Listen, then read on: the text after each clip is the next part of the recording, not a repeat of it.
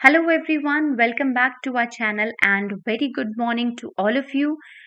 Today is 23rd September and I Suchi Rana welcomes you all in this current affairs session.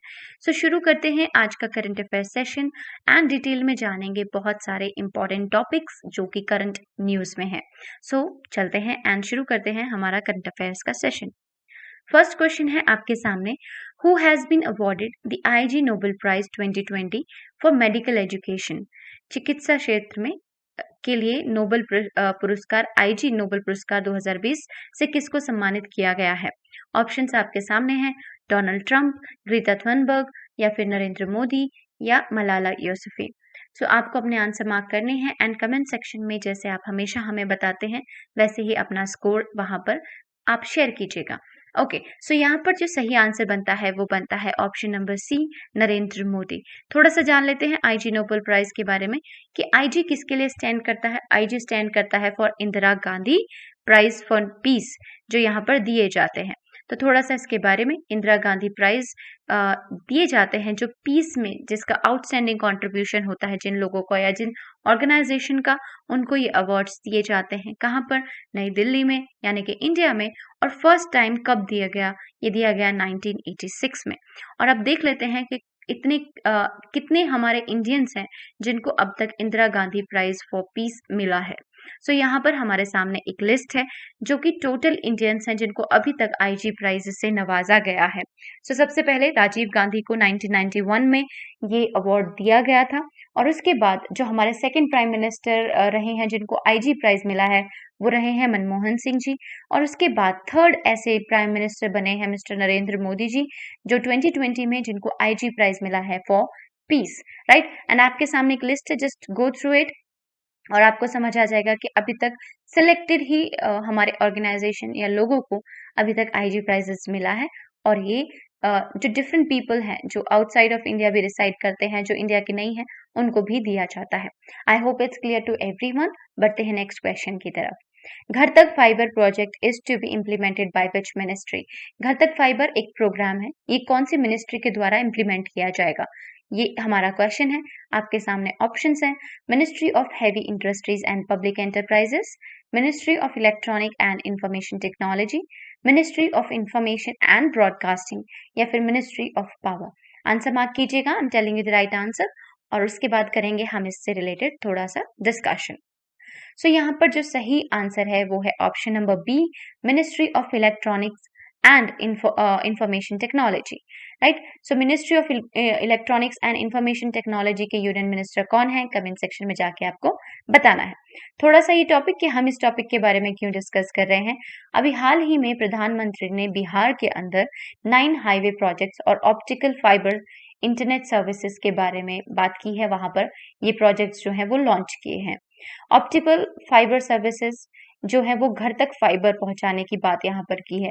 यानी कि घर तक fibre क्या, यानी कि इंटरनेट सर्विसेज पहुंचाने की बात की गई है.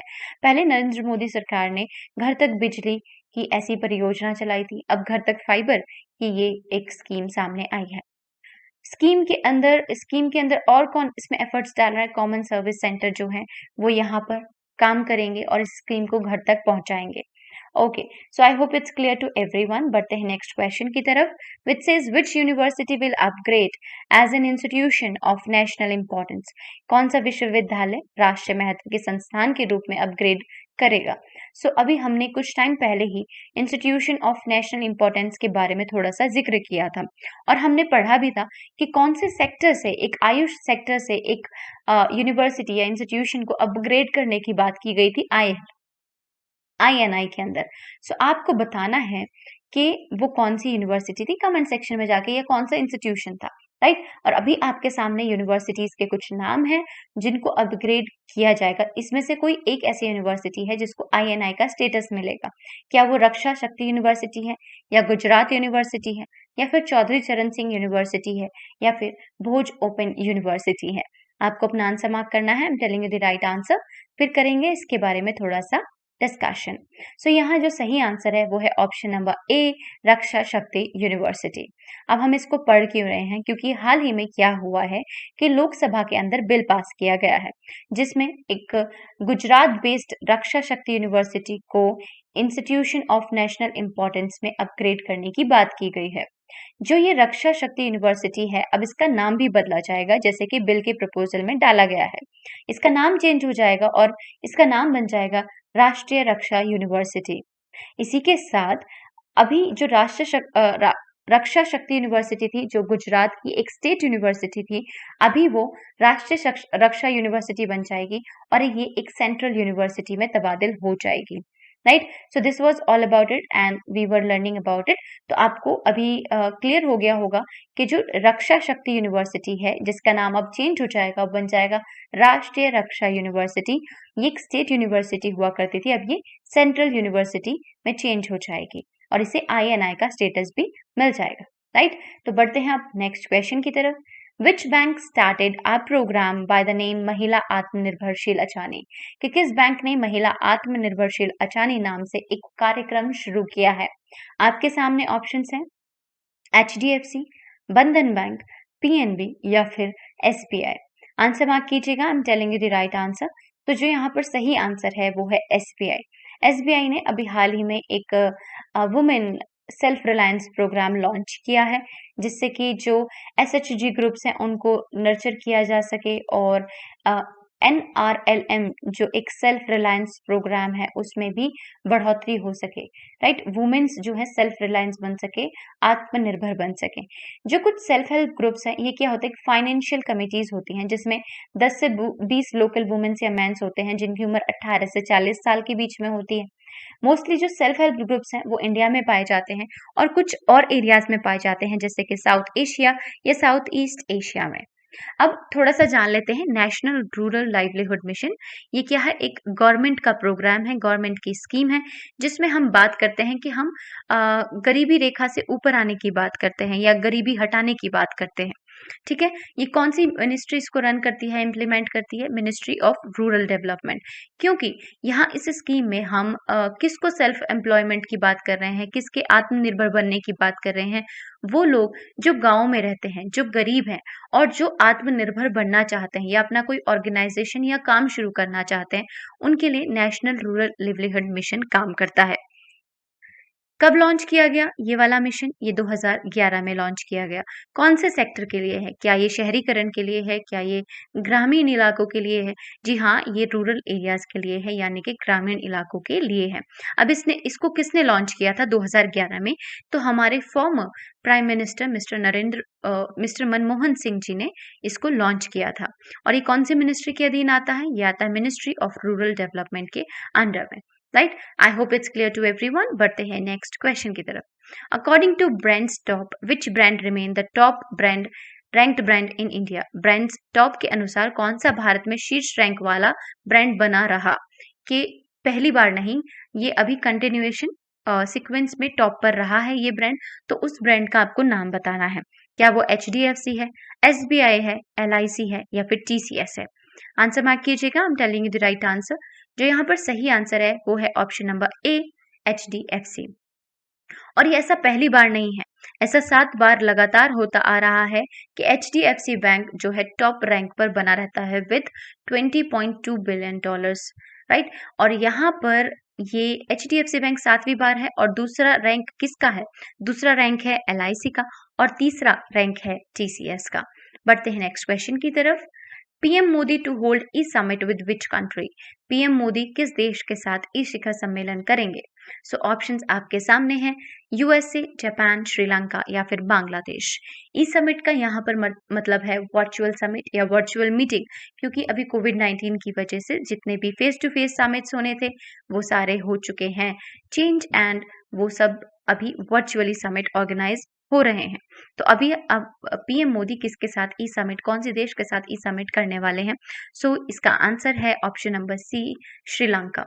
श्रीलंका के साथ अभी हमारी होगी पीएम मोदी जी की ई समिट। तो उसके बारे में क्या बातें हो सकती हैं? वहाँ इकोनॉमी की बातें होंगी, नेबरिंग कंट्रीज में हम कैसे फ्रेंडली नेचर्स क्रिएट कर सकते हैं, ये सारी बातें वहां पर होंगी। देख लेते हैं थोड़ा सा श्रीलंका के बारे में। श्रीलंका का एरिया कहाँ पर है?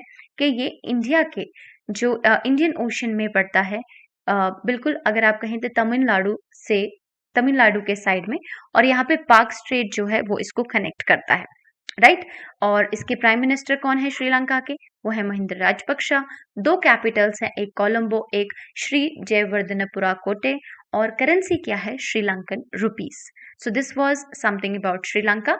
बढ़ते हैं नेक्स्ट क्वेश्चन की तरफ। Which nation has decided to resume its passenger railway services after 7-year suspension?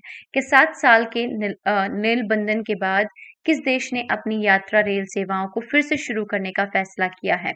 ये जो रेल सेवाएं थी वो जारी थी, लेकिन 7 साल पहले इनको बंद कर दिया गया, इन पे प्रतिबंध लगा दिया गया, और अब दोबारा से एक नेशन है जो इसको वापस से शुरू करने की कोशिश कर रहा है। कि कौन सा देश है? ऑफ कोर्स ये इंडिया में पैसेंजर ट्रेन्स की बात हो रही है कि पैसेंजर ट्रेन्स इंडिया में आएंगी, तो ऐसा कौन सा देश है जो अब ये सर्विस दोबारा से 7 साल के बाद शुरू करने का फैसला किया है जिन्होंने? क्या वो नेपाल है, बांग्लादेश है, पाकिस्तान है, या फिर मालदीव्स है? आंसर मार्क कीजिएगा, I am telling you the right answer. So उसका यहाँ पर सही आंसर है नेपाल। नेपाल ने हाल ही में ये फैसला किया है कि 7 साल के बाद जो पैसेंजर रेलवे सर्विसेज थी जो बंद पड़ी थी, वो सेवाएं अब दोबारा से शुरू की जाएंगी। बढ़ते हैं, थोड़ा सा नेपाल की जानकारी ले लेते हैं कि नेपाल हमारे उत्तर प्रदेश वाले इलाके से सटा हुआ है, और हमारे नॉर्थ जो पार्ट है, इंडियन पार्ट, वहां से बिल्कुल सटा हुआ है। एक छोटी सी कंट्री, हमारा पड़ोसी है, राइट। और उसकी जो कैपिटल है वो क्या है? काठमांडू है।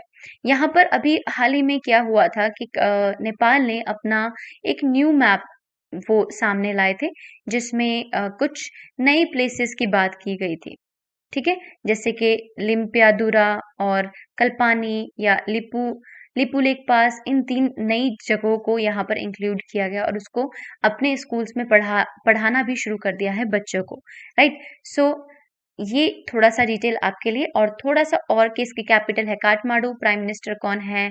KP शर्मा ओली, और प्रेसिडेंट कौन है?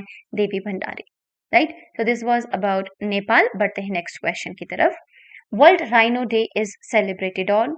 विश्व राइनो दिवस कब मनाया जाता है? ऑप्शन 20 सितंबर, 21 सितंबर, 22 सितंबर, या फिर 23 सितंबर। ऑप्शंस आपके सामने है, आंसर मार्क कीजिए। आई am telling you the right answer. यहाँ पर जो सही आंसर है वो है 22 सितंबर, यानी कि 22 सितंबर।